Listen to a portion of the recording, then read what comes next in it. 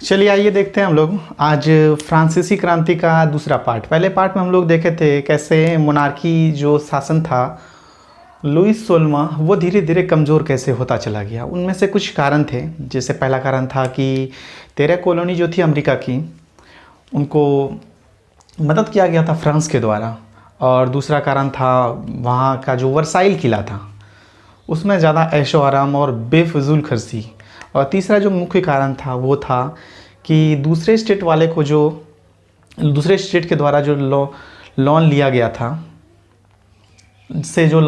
था उनमें 10% ब्याज सरकार को देना पड़ता था। ठीक है, तो हम लोग सबसे पहले देखेंगे, देखिए कॉलोनी के बारे में। 13 कॉलोनी ये अमेरिका की कॉलोनी। ठीक है, अमेरिका उसमें ब्रिटिश के अधीन था। किसके अधीन था? अमेरिका ब्रिटिश के अधीन था, ब्रिटिशर्स के अधीन था अमेरिका, और 13 कॉलोनियाँ ब्रिटिशर्स के अधीन थी। कॉलोनी क्या चीज़ है, एक चीज़ समझते हैं।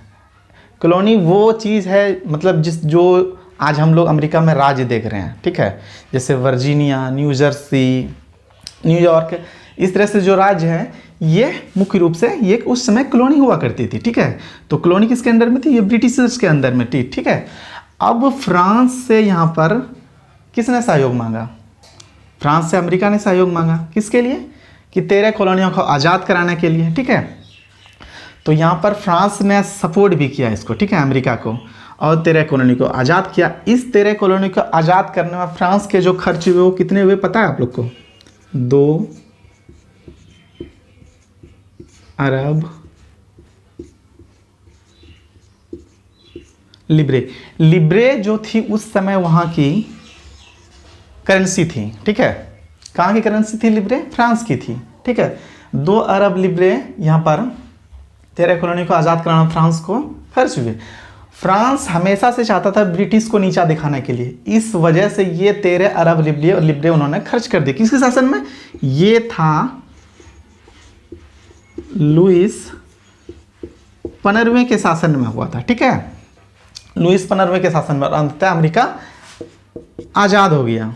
1775 में पूर्णतः उन्हें आज़ादी मिल गई। 13 कॉलोनी की वजह से आज उनका जो झंडे का जो रंग है, ठीक है, अगर आप अच्छे से ध्यान दीजिएगा, लाल और सफ़ेद में रेखा बनी हुई धारी धारी, तो 13 लाल है, 13 सफ़ेद रेखाओं से खींची गई वो झंडे हैं उनके। ठीक है, अमेरिका के, ये 13 कॉलोनी को वो निर्देशित करती है। चलिए हम लोग कॉलोनी तो समझ गए कि कॉलोनी क्या चीज़ है।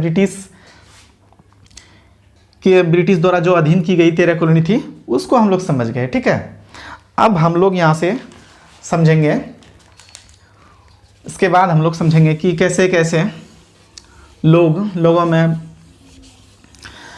क्रांति की शुरुआत होती चली गई। ठीक है, तो हम लोग देखते हैं फ्रांस में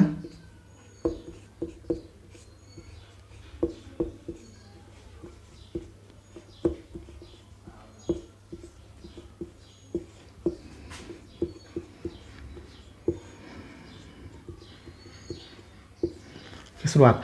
इसमें जैसे देखते हैं, इसमें से सबसे पहली बात जानते हैं हम लोग, तृतीय वर्ग के जो लोग थे उसमें कुछ अमीर वर्ग के भी लोग थे जो कि जूट रेशम के वो लोग व्यापार करते थे विदेशों में जाकर। वो लोग, अब उन लोगों में ये भावना जगी कि क्यों ना हम बराबर का हमें दर्जा मिले। जन्म के आधार पर किसी को नौकर बनाना, किसी के अधीन रहना, मतलब उन लोगों को ये चुभता था कि हम लोग ही क्यों टैक्स पे करें। पहले हम लोग देख चुके थे कि तृतीय वर्ग के लोगों को ही पूरा टैक्स चुकाना पड़ता था। चलिए हम लोग देखते हैं फ्रांस की स्थिति क्या थी उस टाइम में। तो फ्रांस 3 भागों में बटी हुई थी। कितने भागों में? 3 भागों में।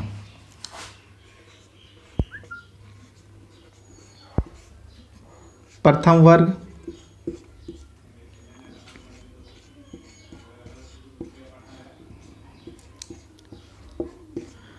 द्वितीय वर्ग,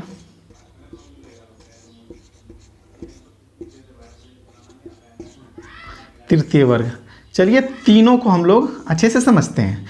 प्रथम वर्ग के जो लोग थे ये लोग पादरी वर्ग से थे। ठीक है, और दूसरे वर्ग के जो लोग थे ये लोग कुलीन वर्ग के थे, और तृतीय वर्ग के लोग थे वो कामगार वर्ग के लोग थे। बस उसी तरह समझना है जिस तरह से अपने देश में प्राचीन काल में वर्ण व्यवस्था थी, 4 भागों में उसे बांटा गया था, ठीक है।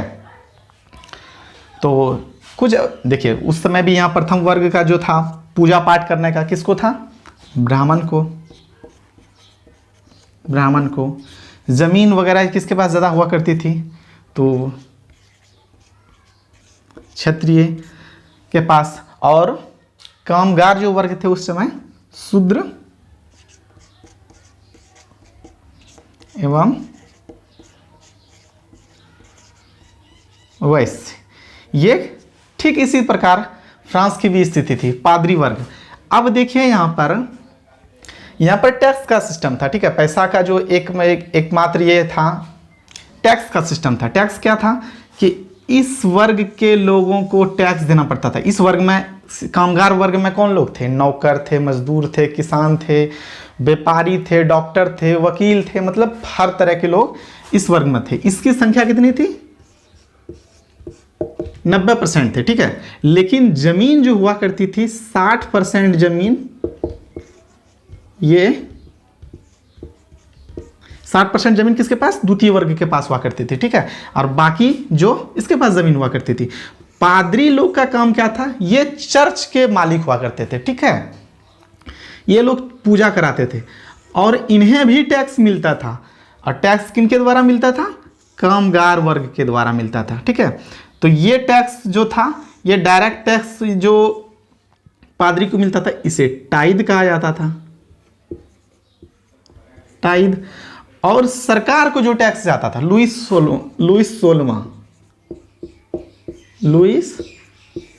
16वां, इसे जो डायरेक्ट टैक्स इनके द्वारा ही जाता था, इसे टाइल कहा जाता है, ठीक है। तो हम लोग समझ गए टाइद क्या? टाइद जो कि सीधा टैक्स, कोई भी चीज, मतलब एक नमक हम लोग खा रहे हैं, तंबाकू खा रहे हैं, या किसी भी चीज को हम लोग यूज कर रहे हैं, तो उनमें टैक्स देना पड़ता था। किसे? इन लोगों को देना पड़ता था, ठीक है। और 2 तरह टैक्स, मतलब समझ गए कि एक टैक्स जो था वो पादरी वर्ग को देना पड़ता था, और एक सीधा टैक्स वो सरकार को जाता था, उसे टाइल बोला जाता था। एक को टाइल, एक को टाइल। अब समझ गए, जमीन इनके पास ज़्यादा थी, ठीक है, और इनकी संख्या बहुत कम थी। सबसे ज़्यादा संख्या किनकी थी? इनकी थी, ठीक है। अब हम लोग देखते हैं यहाँ पर, ठीक है। इसके बाद हम लोग देखते हैं कि स्थिति जब खराब होती चली गई फ्रांस की, तो सरकार ने सोचा क्यों ना यहाँ पर टैक्स में इजाफा किया जाए, ठीक है। तो सरकार को इतना पावर नहीं था वहाँ पर, ठीक है। किसके पास पावर था? वो नेशनल असेंबली के पास पावर था।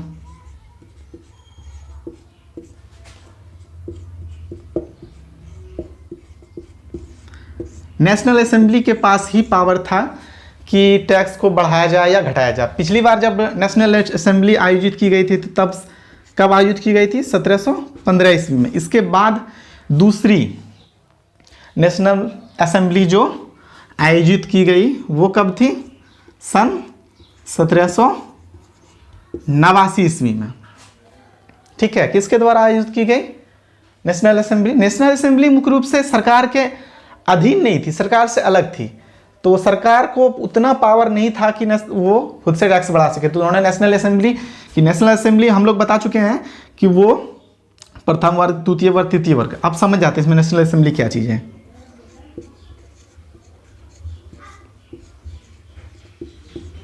प्रथम वर्ग,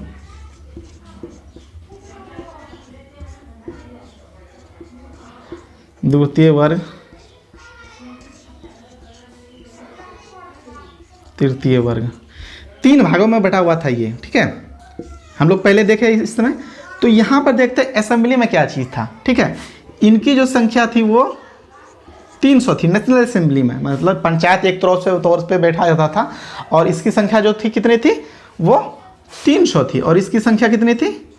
300 थी। और ये संख्या के आधार पर इसकी संख्या 600 थी। परंतु इस 300 संख्या को 1 वोट प्राप्त था। कितना था? 1 वोट। और इनको 1 वोट प्राप्त था, और इनको भी 1 वोट प्राप्त था।